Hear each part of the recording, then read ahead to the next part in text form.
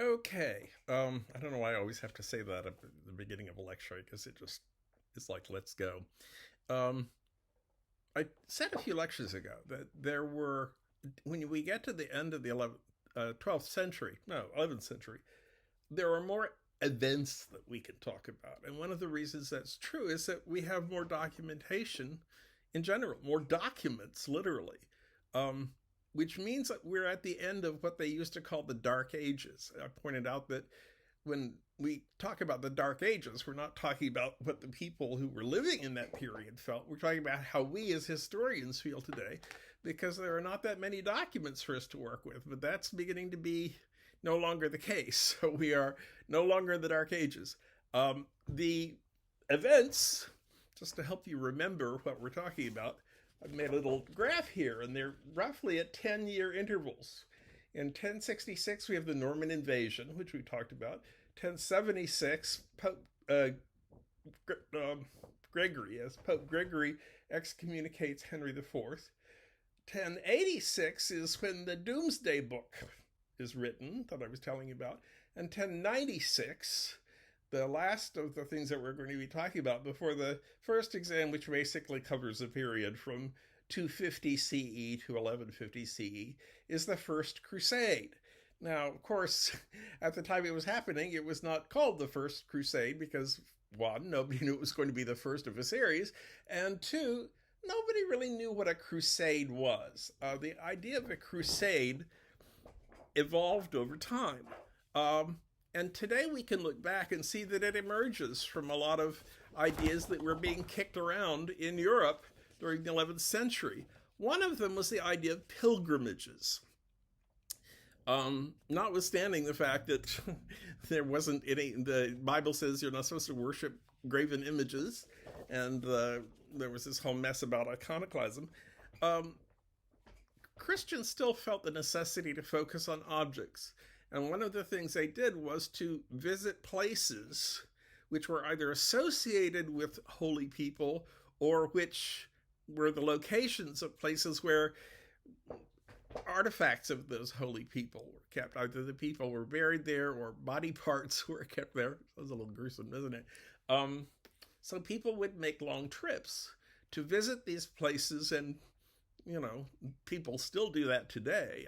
There's a place in France called Lourdes where people often go if they have incurable illnesses, and they go there and pray and hope that their illnesses will be cured. The other idea that was leading to this, I had to squeeze God in there, is the idea of the Holy War. In the first millennium of Christianity, Christians basically thought that war was bad and fighting was bad, and people who fought were bad. Augustine says there's something called the just war, which means if there's a reason, is a really strong reason that you have to fight a war in order to protect Christians or something like that, you got to do it. But the war is not good in itself. The war is only a means to an end. But in the evolution towards what we today call the First Crusade, there was a tendency to change that idea and make it seem as if war was a good thing.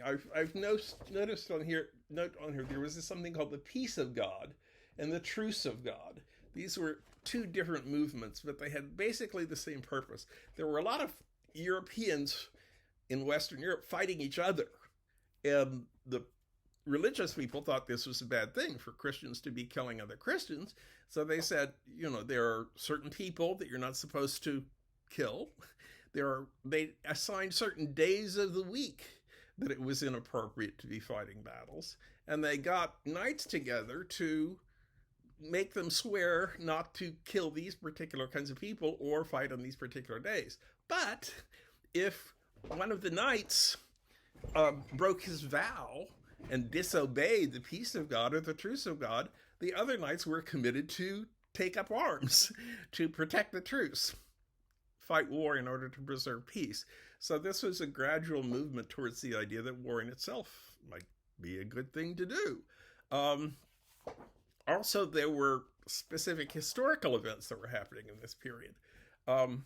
in the 11th century, there was a group of Muslim Turks, people from east of the eastern end of the Mediterranean, who invaded the area that we today would think of the Middle East, and got all the way up to threatening Constantinople, the capital of Byzantium.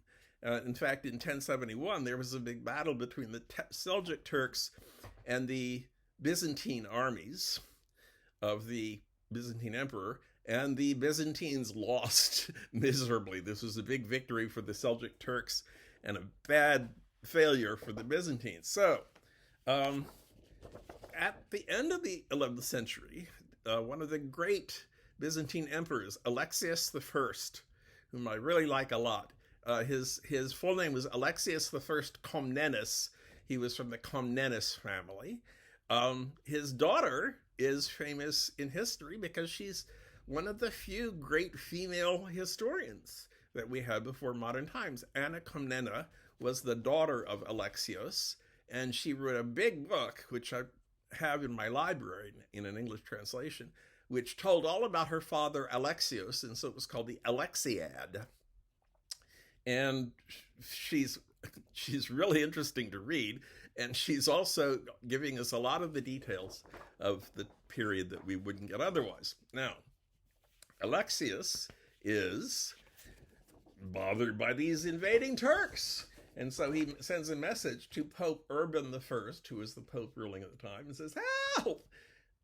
Now, what he really has in mind is that the Pope is just going to send him a group of like 300 or 400 well-trained European warriors whom he can add to his Byzantine armies to make them stronger.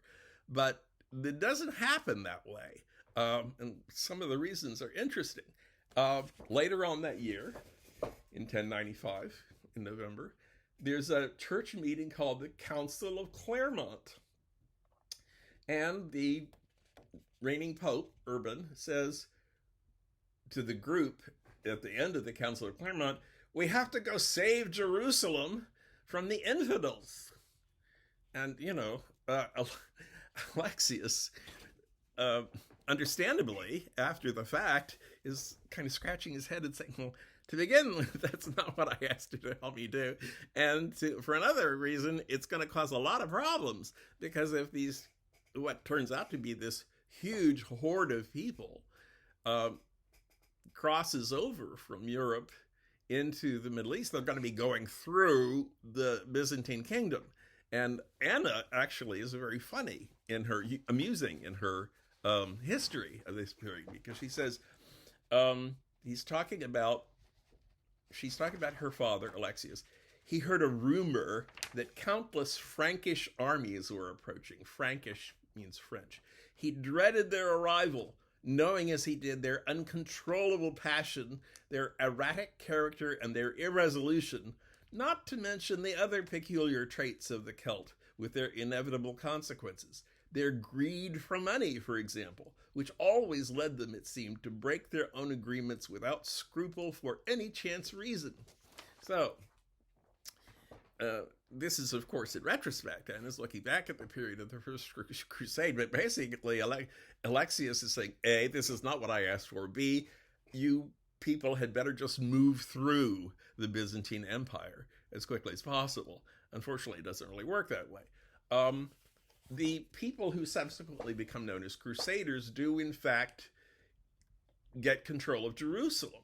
There's a huge number of people who go east from Western Europe and join the cause. And at this point, it's not called a crusade, but there is something that people do called taking the cross, which means sometimes literally sewing a cross onto the front of your shirt. Sometimes the people even get tattoos. And since crux is the Latin word for cross, then the people who take the cross are crusaders. And that's the Crusades are a really interesting topic for historians because, as I said, for one thing, there's a lot of documentation about it. Everybody who went on the Crusades seems to have thought it was the one defining experience of their life. They never got over it, and a lot of them wrote personal first-person eyewitness accounts of it. Also, in the subsequent centuries, Westerners seem to have been fascinated with the Crusades and started writing about it in order, I think, to figure out what had happened and what it was all about. And this is how the idea of a crusade came to being. It wasn't something that people thought of before they went on the First Crusade. It was something that evolved out of people's reflections upon the First Crusade.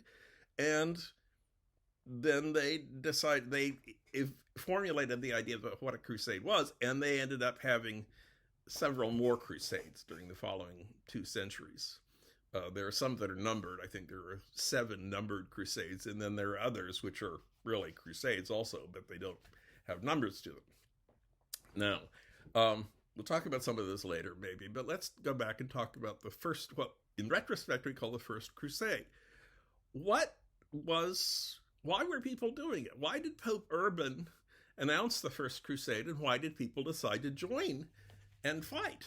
For one thing, as I pointed out, Europeans had been fighting each other, and Pope Urban thought that if this idea of fighting the infidel was brought up, then you would have, instead of Christians killing each other, you would have Christians killing non-Christians, which Urban thought was all right. Urban actually even thought it was okay.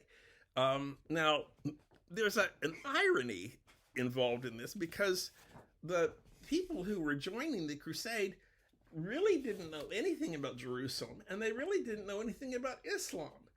One of the important things about Islam, the Islamic religion, which most Westerners don't seem to realize, is that Islam accepts the Bible as a sacred text. Islam doesn't have any problem with Christianity. Islam just says that Muslims look at Islam as being sort of Christianity plus. It's Christianity with the addition of the Quran and the prophecies of Muhammad.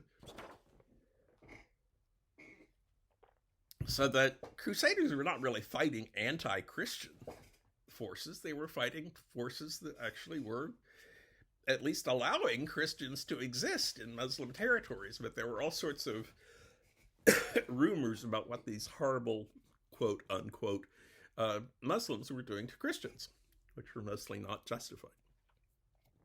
Another thing that the Pope in particular is trying to do is to assert his own authority.